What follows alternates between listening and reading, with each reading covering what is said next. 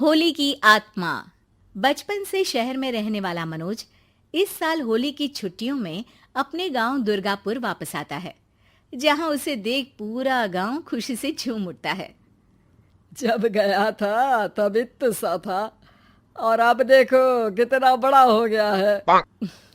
हाँ सरपंच जी, जब मैं गया था तब आप भी बहुत जवान थे और अब देखो कितने बूढ़े हो गए हैं आप। चला चलो बढ़िया है। बच्चा घर वापस आ गया। इसी खुशी में आज रात पार्टी होगी। क्या बात है, गांव में भी पार्टियां होने लगी। वैसे अगर पार्टी की बात है तो आज क्यों सीधा होली पार्टी करते हैं।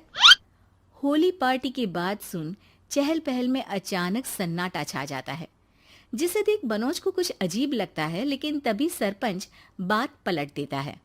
अब बहुत देर हो गई, चलो सब अपने घर चलो, पार्टी के बारे में कल सोचेंगे। मनोज भी मम्मी पापा के साथ घर आ जाता है, पर होली पार्टी और उस पर पूरे गांव की खामोशी वाली बात अभी तक उसके जहन से निकलती नहीं। पापा, होली पार्टी की बात पर सब चुप क्यों हो गए थे? अरे होगी उनकी कोई अपनी बात। मुझे गांव की पंचायत ही थोड़ी पता है। थक गया हूँ, चलो सो जाते हैं, कल बात करते हैं। पापा की बात मानते हुए मनोज भी सोने चला जाता है। आज तो छुपा लिया, लेकिन हफ्ते बाद जब होली का दिन आएगा तब इसे कैसे रोकोगे? अगली सुबह सूरज के साथ ही मनोज भी गांव घूमने निकल जाता है, जिस पर रास्ते में उसे अपनी ही उम्र के कुछ लड़के भी मिलते हैं, जिनसे दोस्ती कर अब वो उनके साथ घूमने लगता है। इसी तरह कुछ दिन बीत जाते हैं और होली नजदीक आने लगती है। दोस्तों, होली में 4 दिन ही बचे हैं, पर गांव में उसकी कोई तैयारियां क्यों नहीं दिख रही? क्योंकि यहाँ होली नहीं मनाई जाती। अरे पर ऐसा क्यों? वो राजा भूषण। अरे तुम 4 दिन के लिए आए हो, क्या इतना सोच रहे हो? चलो कुछ खाने चलते हैं। इसी के साथ एक बार फिर होली की बात को टलते हुए देख मनोज को शक होने लगता है। वो घर पहुंचते ही इंटरनेट पर अपने गांव और राजा भूषण के बारे में जानकारी निकालने लगता है। क्या? मुझे आज तक ये नहीं पता था। ऐसा कैसे? किसी ने मुझे कुछ बताया क्यों नहीं?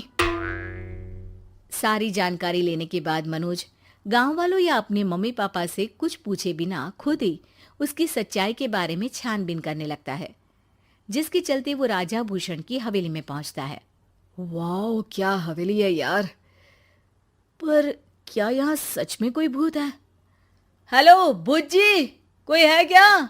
हम इस साल गांव में होली सेलिब्रेट कर रहे हैं, क्या आप उस पर थोड़ा इंटरव्यू देंगे?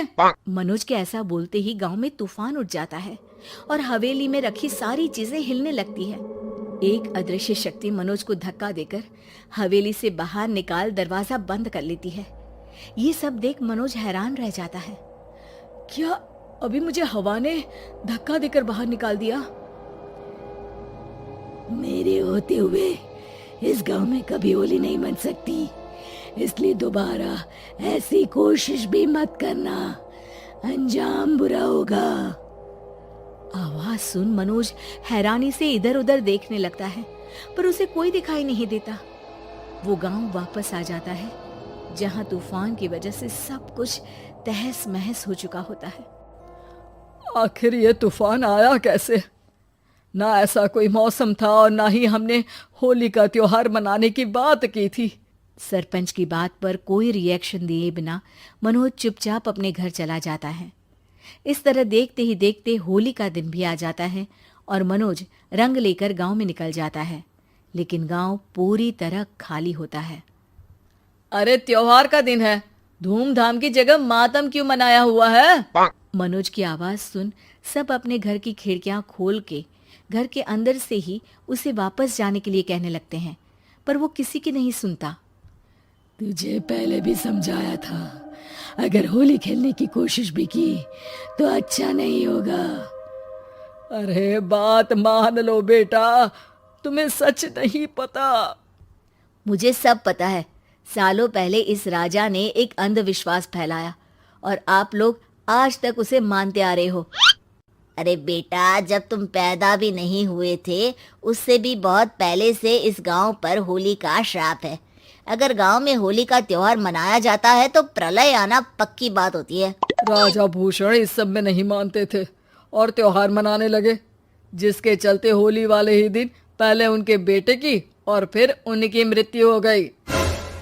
तभी से गांव की रक्षा के लिए उनकी आत्मा उस हवेली में रह रही है। सबकी बातें सुन मनोज उलझन में पड़ जाता है। सोचना भी मत मनोज, अगर तुमने इस परंपरा को तोड़ने की कोशिश भी की तो उसका परिणाम इस गांव और गांव के लोगों के लिए अच्छा नहीं होगा। मुझे भी यकीन नहीं हो रहा कि आप लोग एक बेतुकी बात को मानकर सालों से रंगों के त्योहार को मातम की तरह मनाते आ रहे हो। मनोज किसी की कोई बात ना मानते हुए पूरे गांव में रंग बिखेर देता है, जिसके तुरंत बाद वहां तूफान के साथ बिजलियां गरजने लगती है। अचानक मौसम में ऐसा बदलाव देख जहां मनोज कंफ्यूजन में आ जाता है, वहीं गांव वाले डर से सहम जाते हैं।